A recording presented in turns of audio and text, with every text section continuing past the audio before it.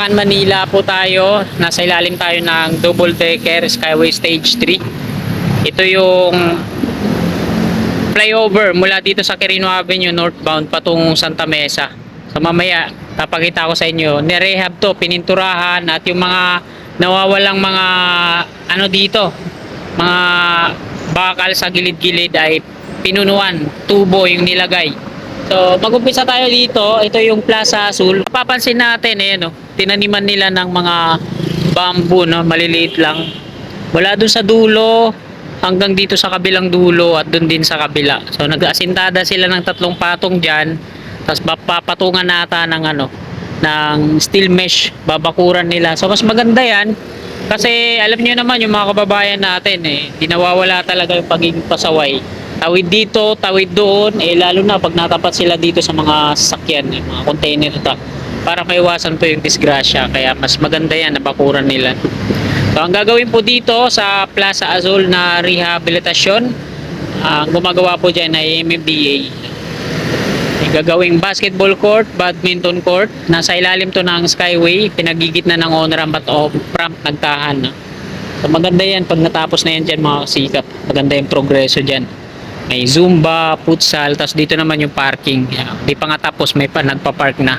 So ayan, ipakita ko sa inyo dito yung ito yung nirehab nila na flyover na madidemolish kasi right of way ito ng PNR. Sinimulan ko to, walang naniniwala sa paligid ko. Gulat nga ako bakit inayos to, no? Samantala madidemolish din naman, sayang naman yung gastos. Kasi batay sa napagtanungan natin yung gumagawa dito, meron daw na aksidente dito, no? Kaya pinaayos ng LGU Manila. Yung mga lubak-lubak dito, tinapalan na ng asfalto. Nilagyan ng mga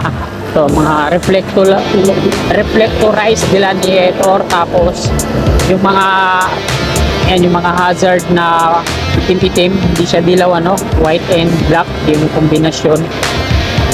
Tapos yung sidewalk pinintura ng kulay maroon. Tapos yung markings niya sa gitna clear na inayos. Tapos yung kung mapapansin natin yung mga dito, steel railings niya, ayan, slow down, accident prone area. May minamatay nga daw dito. Nilagyan na ulit ng mga tubo, di na aluminum yung nilagay. So dito sa gitna yan, nabubura na yung mga markings, malalaking cross dito sa gitna. Tapos may mga, alam ko yung nung klarado pa yung markings dito, number 12, 10 at 11 to dito. Dito yung number 11 sa part na to, ay number 10. Nabura na rin, Tapos dun sa kabila, pinupunuan nila ng mga tubo yung mga ninakaw ng mga railings. Naayos din doon, ayun, yung naka-barracks doon sa taas ng flyover. Ayun yung mga kasikap na nagre-rehab. Tapos dito naman sa kanan natin, yung sa nag-dredging dito sa Ilog Pasig. So ayun, bumalik na ulit sila dito. Ang dami nilang barge yun. Yan sinasaka yung mga long arm excavator na yan. Hindi pa pala sila tapos,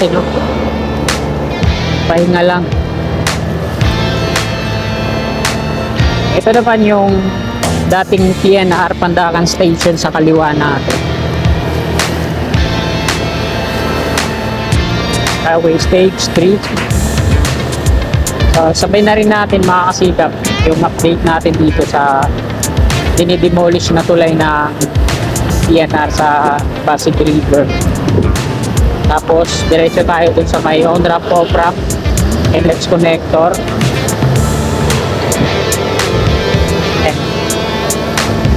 Sila gumawa ng gate. Dito, ito yung dating PNR station. Ito naman yung section 2A, mga columns niya. Wala pa rin mga heavy equipment ang power dyan. Sila kasi mag-drill dyan pati una. So, malabo namang hindi ma-demolish itong flyover na to sa kaliwa natin kasi yung column 1 niya nandito mismo sa ilalim. Tapos yung column 2 naman niya nandito sa kanan, sa loob. Ayan, yung mga bilog niya na malalaki sa kaliwa. Sabihin, di matutuloy yung skyway pag hindi na demolish yan. Kasi andyan yung column 1.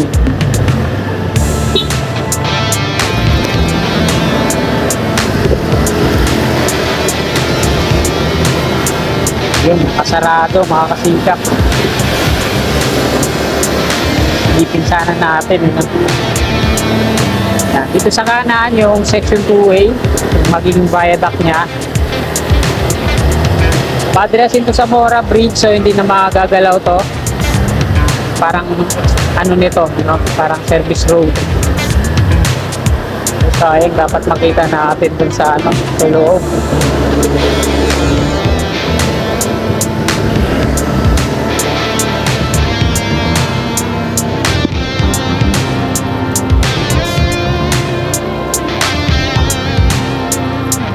Silipin lang natin dito. Dito tayo mag-park.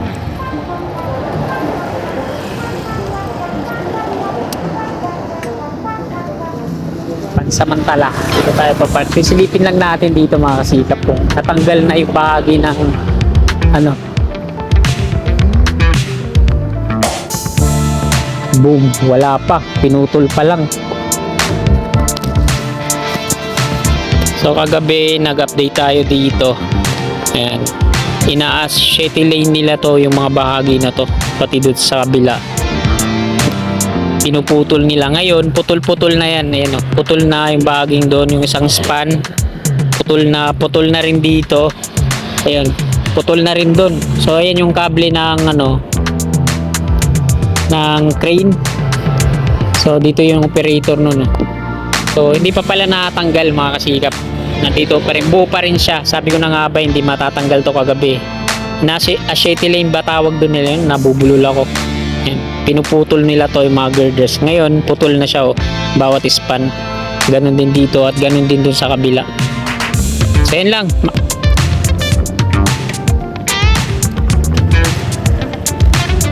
Grabe. Grabe ang init. Hindi ko kaya.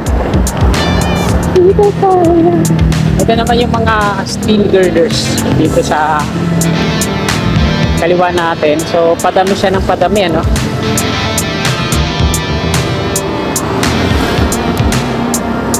Padami siya ng padami dito yung mga steel girders.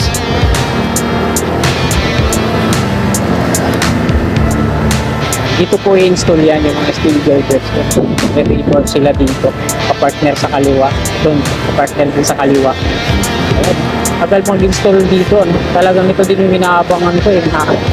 Mabutan silang nag-install dito at makapagpalipad tayo ng drone. So wala. Wala na yung mga container tanks dito. Isa na lang natitira. Oh. Saan kaya nila nilipat yun? Smoso yun. Kaya nila dinala yun. Ito naman yung on-ramp off-ramp. Sa Skyway pa to mga kababayan. Ayun yung sa kaliwa natin. Yung on-ramp. Galing yan dun sa Santa Mesa. Sa gasolinahan. Ito naman yung off-ramp hanggang dito sa may apartment. Pakanan to dito. San Juan Show Boulevard. Old Santa Mesa na po yan dyan. Tapos nakanan niya dito yung off-ramp. Katungo niya ito. So hanggang dito na lang itong video na to mga kasikap. Maraming salamat po sa inyong walang sawa tumpay na suporta. God bless.